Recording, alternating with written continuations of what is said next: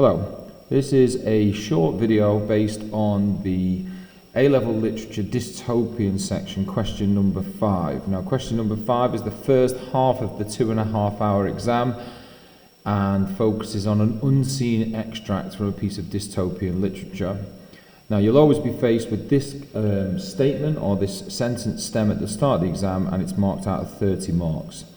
So you would be asked to write a critical appreciation of the passage, relating your discussion to your reading of dystopian literature. Now the assessment objectives are broken into 3, 2 of which are equally weighted at 12.5% and the third, AO2, weighted at 75%, which makes up the 100%. Now this cover sheet is something that I've put together in school, which has the grade boundaries down the side of going from excellent to good to competent to some to limited and very little.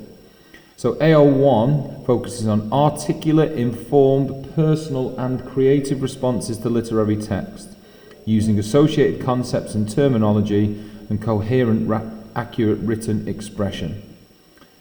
The other equally weighted assessment objective, AO3, focusing on context, is demonstrate understanding of the significance and influence of the context in which literary texts are written and received. And again, going from excellent all the way down to very little. Now the heaviest weighted assessment objective, AO2, is about analysing the ways in which meanings are shaped in literary texts. In simple terms, that's zooming in on the language, zooming on the construction of the text to see how well this fits into the dystopian genre. Now looking at the question stem, there is usually an introduction passage that goes up that tells you all about the context in which the text is written. Now this first bit here, it's not printed perfectly, but you can see in this section here, so I'm just going to draw attention to it by highlighting the opening section. You'll always be presented with this. This isn't to be analysed in your answer, but it is to help you form an understanding of your answer.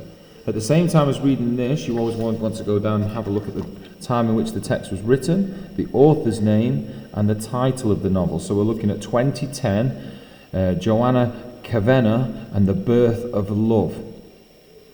So this passage is set in the city of Darwin Sea, in a totalitarian regime where reproduction is controlled by the ruling powers known as the protectors. In this passage, citizens are punished for enabling a birth to take place outside of state control. So straight away we should start to identify quite a lot of dystopian tropes that exist in many of our texts just in the introductory section.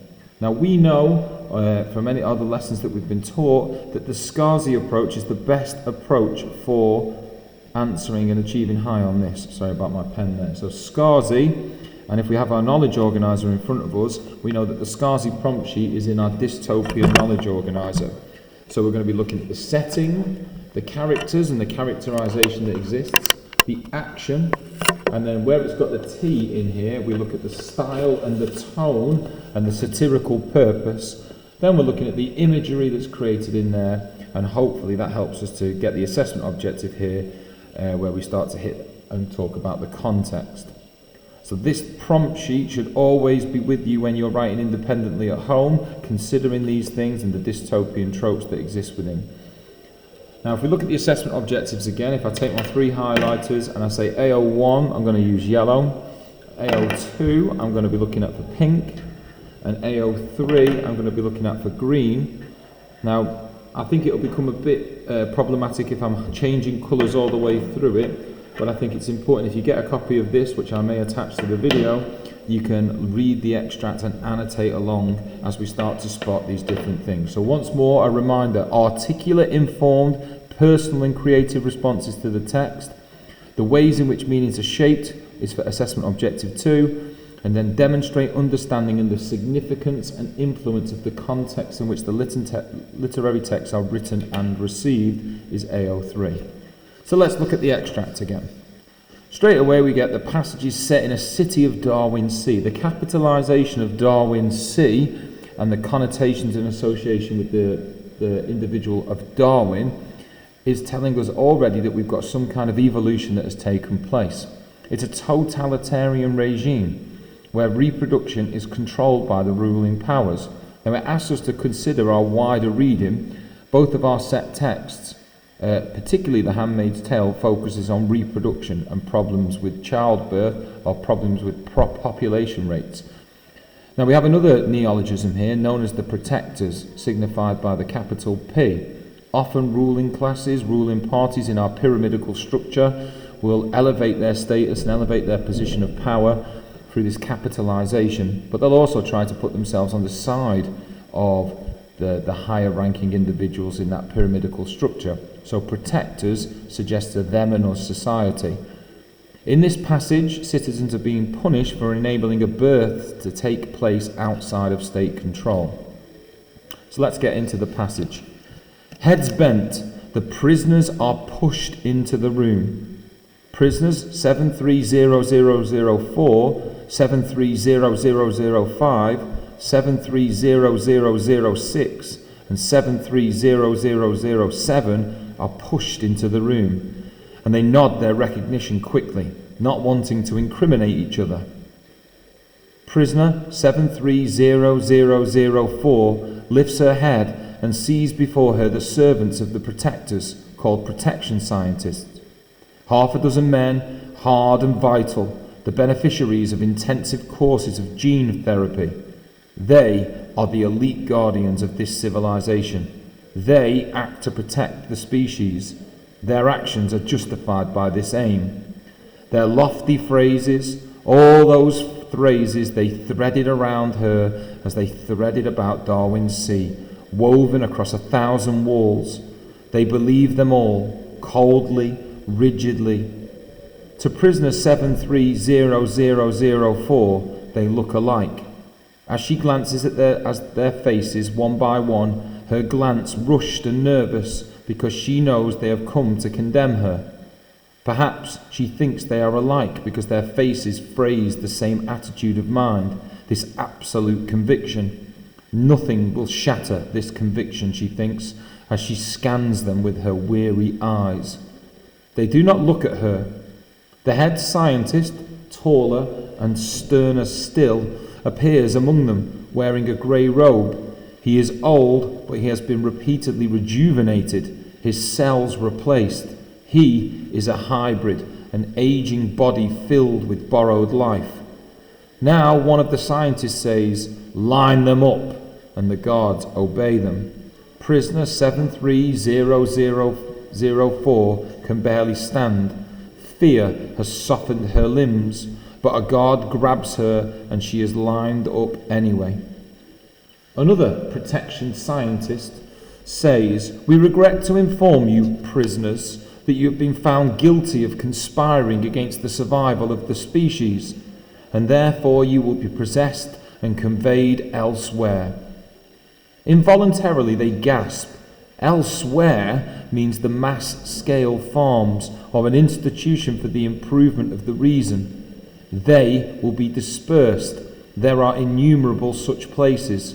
Prisoner 730004 looks at Oscar, sees he has been numbered 730005, and she wants to fling her arms around him, weep with him.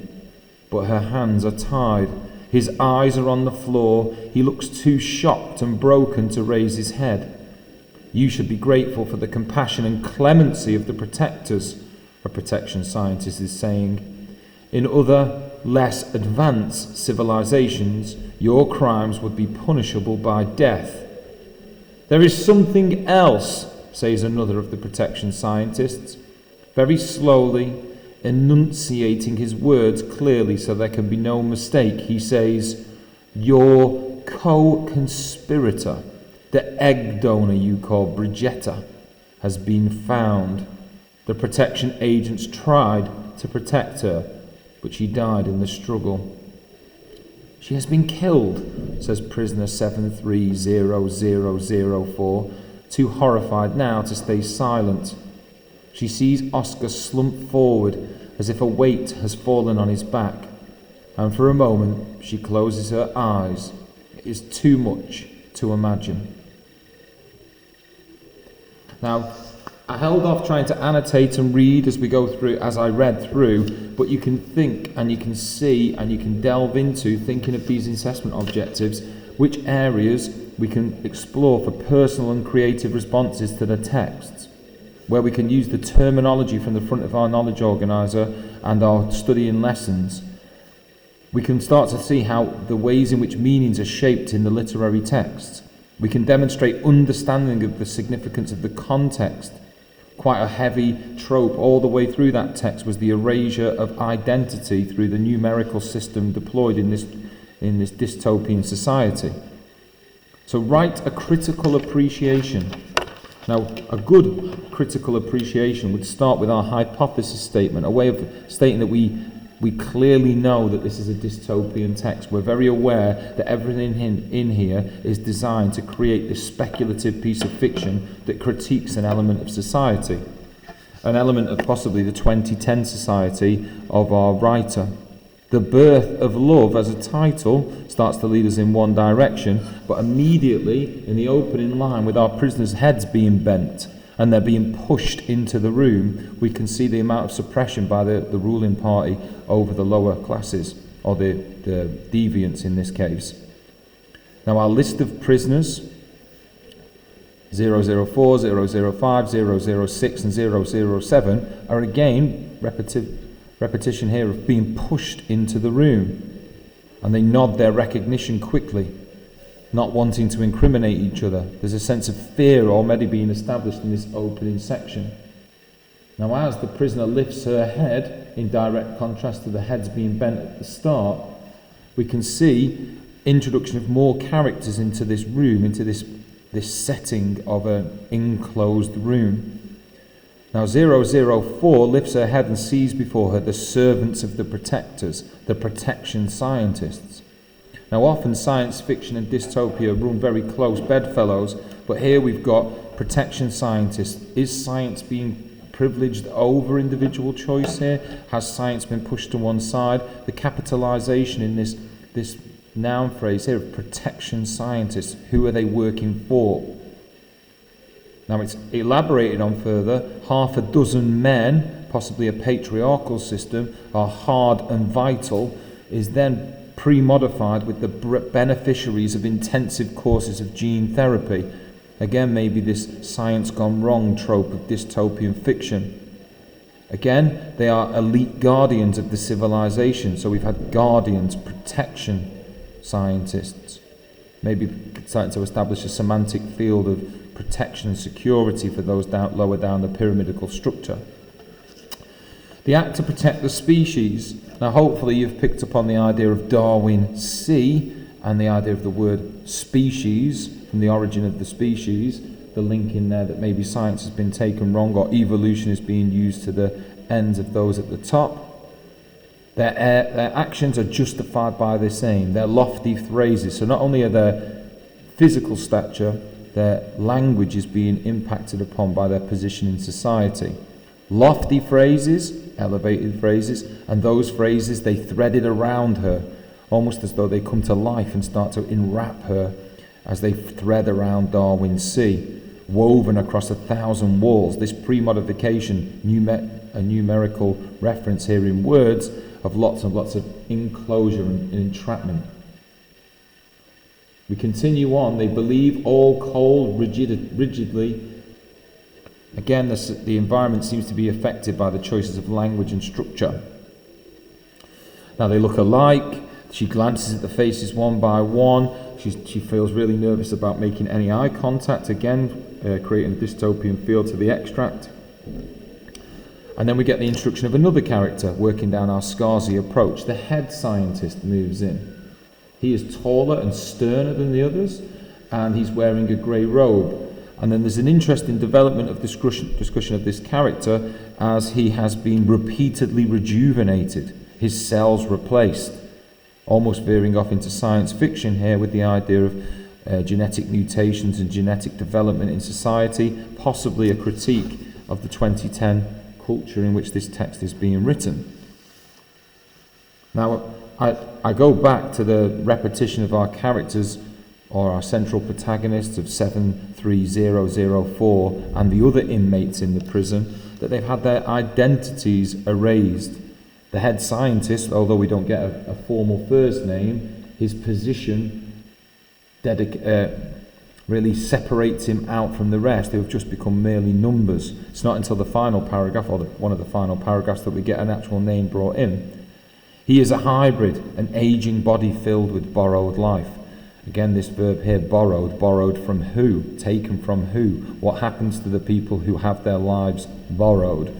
Or is this more of a case of people outliving their time with a kind of Frankenstein aspect to it?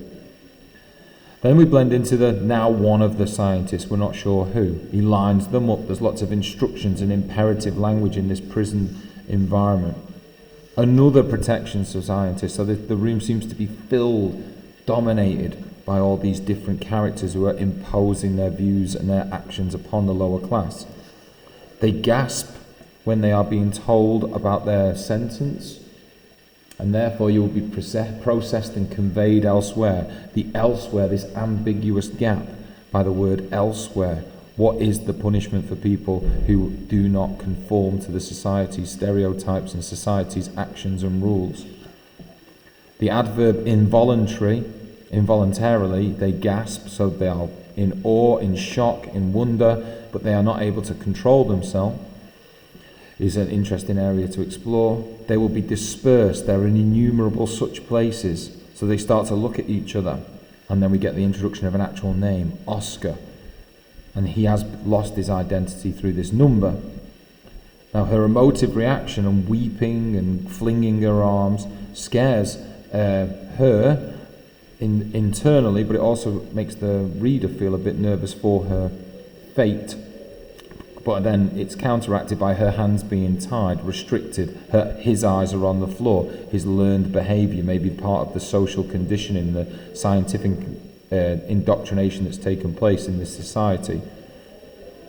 Again, we continue on with protectors and protection scientists, and then the case of less advanced civilizations.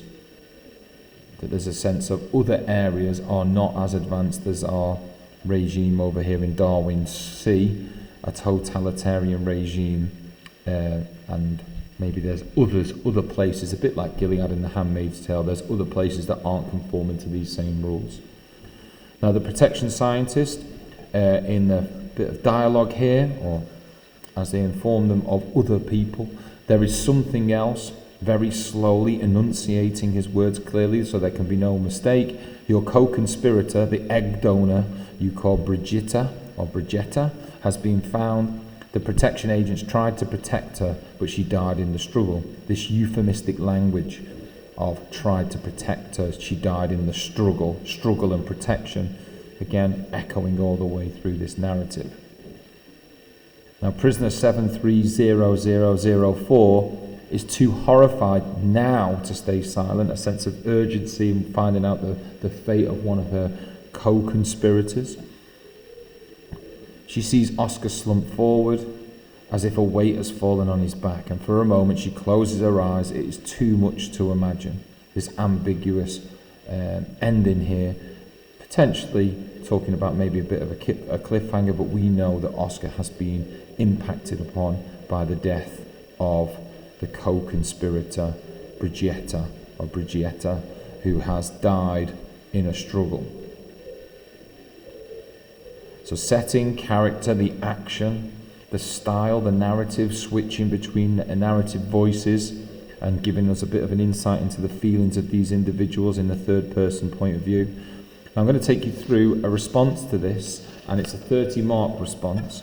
Hopefully the handwriting is legible and eligible for you to be able to see on the video, but I'll do my best to read it through well. And again, this is a 30 out of 30, and then I'll also share with you a 22 out of 30, so you can see the difference between the two.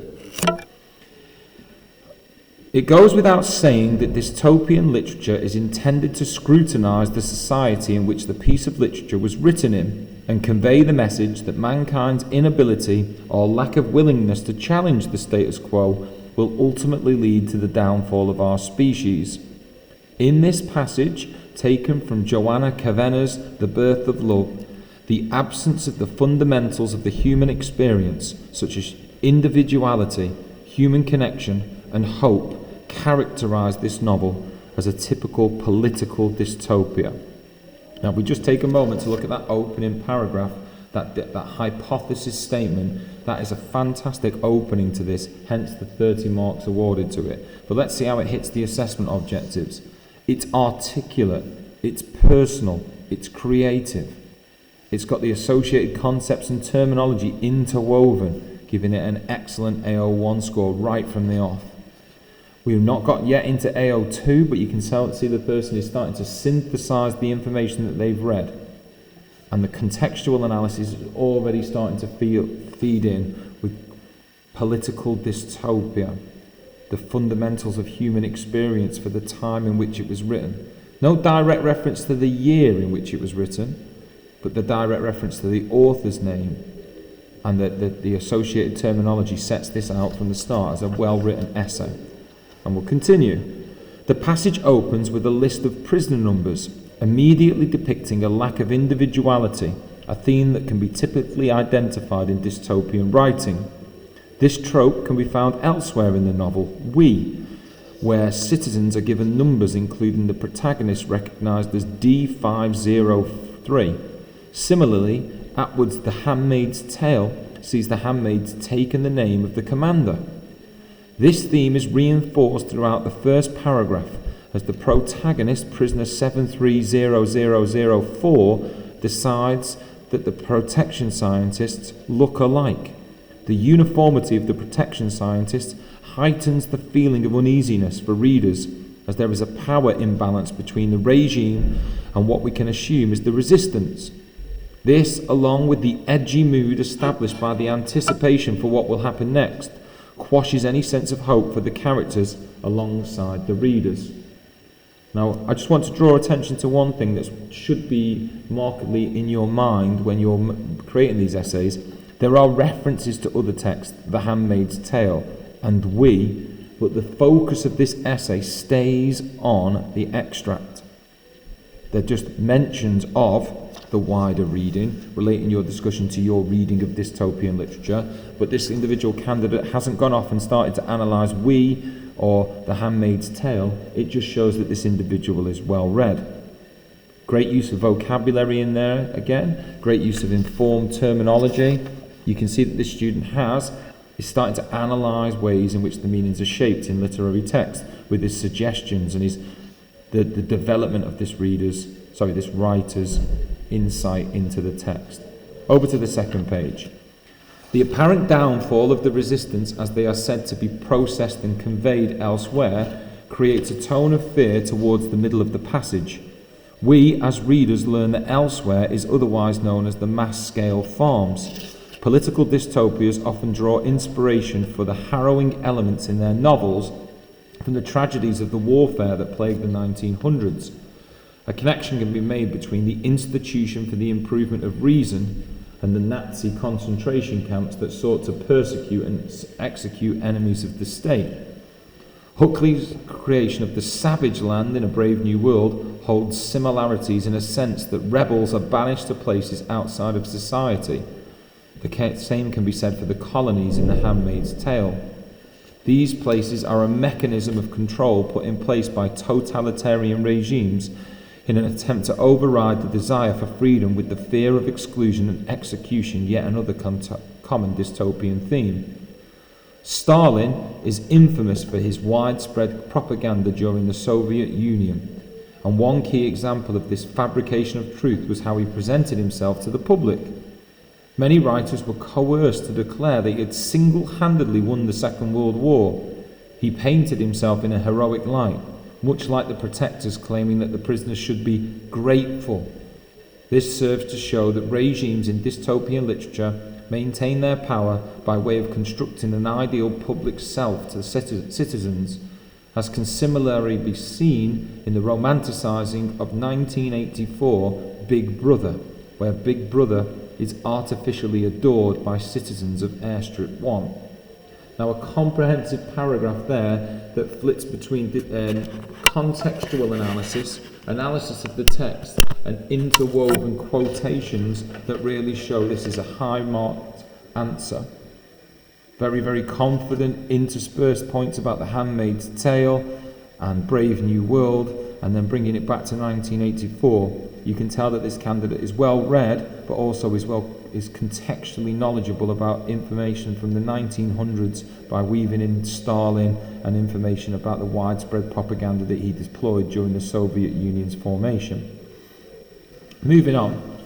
A lexical pattern can be identified throughout the extract as emotive words such as fear, nervous and horrified are used by Kavanagh to construct a semantic field of fear, no doubt intended to be anxiety-inducing for readers. Comments on the reader's response to the text there. This, when considered in tandem with the loss of hope that arises as a result of finding out Brigietta died in the struggle, reinforces the tone of impending despair, which is a typical literary technique in dystopian writing.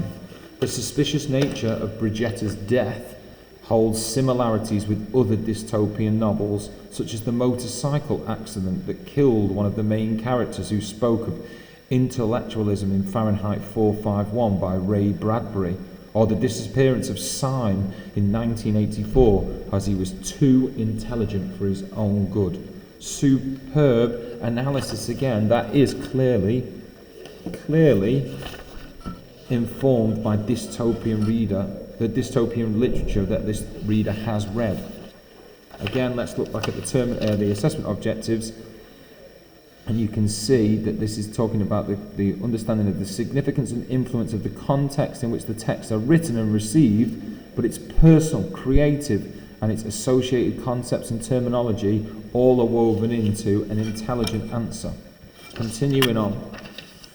Women's reproductive rights have been highlighted time and time again in dystopian literature, with a focus on pregnancy being desired or extracted from society altogether. In Bradbury's Brave New World, sex is recreational and pregnancy, along with natural birth, is a thing of the past. In P.D. James's Children of Men, the pregnant woman appears to be a symbol of hope. In Atwood's The Handmaid's Tale, much like in this society governed by the protectors, women's reproduction is controlled by the government. This holds stead in societies throughout history as legislation surrounding abortion and contraception are ever-changing, which perhaps inspired this theme of the novel. The loss of hope, I love this phrase in this answer, the loss of hope permeates the remainder of the passage as we are faced yet again with the removal of fundamental part of the human condition, human connection. As established in the opening of the passage by the mention of how the prisoners nod their recognition quickly, human interaction appears to be a custom that has been stripped from the characters. Prisoner 730004 wishes to hug Oscar, known as prisoner 730005. However, her hands are tied. This line appears to have a double meaning, as her hands are indeed physically and metaphorically tied. She is figuratively and physically restrained, creating a mood of hopelessness as she craves the human connection she cannot have. Furthermore, the passage is written in the third-person narrative. Nice bit of style here, getting to the Scarzy. Furthermore, the passage is written in the third-person narrative, which suggests a lack of agency for the protagonist, as an omniscient presence narrates her story for her. In addition to this, the tonal shift from despair to horror at the end of the novel may leave readers feeling fearful for the future of the protagonist. Now we get to the concluding section, and just focus on this before I conclude my comments. In conclusion, this passage does appear to be typically dystopian, as Kavanagh seems to criticise society for its attempts to control a natural process such as reproduction. Basic human needs such as individualism, human connection and happiness are driven out of this society, as this makes this extract a powerful and effective dystopia. Now, reading the examiner's comments just here, hopefully it will echo everything that I've just said to you in the preamble to the text itself, and the reading of the essay. This response has an excellent introduction which outlines the essential characteristics of the genre and identifies the extract as an example of political dystopia. It goes on to explain how the prisoners' numbers rob them of individuality, referencing other analogous texts, and also points out that the likeness of the protection scientists to each other has the same effect. The sinister resonances of the situation are likened to a range of contexts from history and fiction, including A Brave New World, 1984, and the Soviet Union under Stalin. Similarly, analogies such as The Handmaid's Tale and The Children of Men are found for the treatment of women's reproductive rights. Importantly, the response also gives substantial space to AO2 analysis, showing how the writer establishes an atmosphere of fear and despair, and picking up on details such as the apparent double meaning, literal and metaphorical, of the statement that the prisoner's hands are tied. Now, rather than taking this video too far, I will read a second exemplar answer which gains 22 marks on another video should you wish to listen to that. But that concludes the SCARSI approach analysis of question 5. I hope you found it useful.